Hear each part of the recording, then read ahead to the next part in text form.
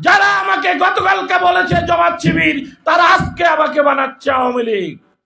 আমি স্পষ্ট করে বলছি, আমি জামাত শিবির করি না, আওয়ামী লীগ করি না, বিএনপি করি না। আমি মানুষের জন্য রাজনীতি করি, আমি মানুষের কথা বলি। বিগত 15 বছর নিকা রেজিস্টারদের একটি চক্র জামাত শিবির ট্যাগ দিয়ে আমাকে মন্ত্রণালয়ে ঢুকতে দেওয়া হয় নাই, কোর্টের মামলা করতে দেওয়া হয় নাই, আমাকে আমার অফিসে বসতে দেওয়া হয় নাই। সেই চক্রটি বর্তমান সরকারের আমলে আমাকে আওয়ামী লীগ ট্যাগ দিয়ে মন্ত্রণালয়ে ঢুকতে দেয় না। কত বড় মুনাফিক, কত বড় বেঈমান! যারা আমাকে গতকালকে বলেছে জামাত শিবির, তারা আজকে আমাকে বানাচ্ছে আওয়ামী লীগ। আমি স্পষ্ট করে বলছি, আমি জামাত শিবির করি না, আওয়ামী লীগ করি না, বিএনপি করি না। আমি মানুষের জন্য রাজনীতি করি, আমি মানুষের কথা বলি। তাই আমি বলবো, মাননীয় প্রধান অতিথি,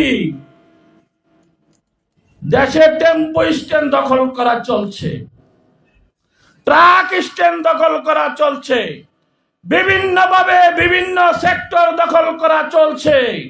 নিকা রেজিস্টারদের এই সেক্টরটি দখল করার জন্য একটি গ্রুপ পায়তারা করছে। স্পষ্টভাবে বলে দিতে চাই, তোমাদের কপালে জুটবে না।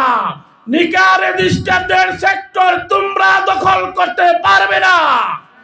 এই কাজী সাব্বির যতদিন জীবিত আছে, জীবনের শেষ বিন্দু রক্ত দিয়ে হলো নিকা রেজিস্টারদেরকে নিরাপদে রাখার অঙ্গীকার ব্যক্ত করছি।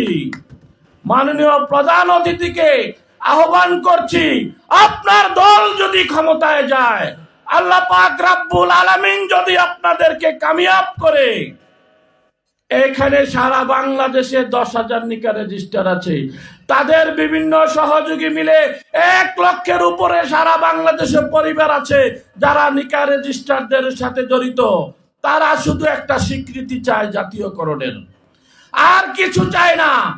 তাদের কাছ থেকে যে টাকাটা আয় করা হয়, সমস্ত টাকা সরকার নিয়ে যাবে, তাদেরকে শুধু জাতীয়করণ একটা শরৎ দিবে, সরকারের লাভ হবে।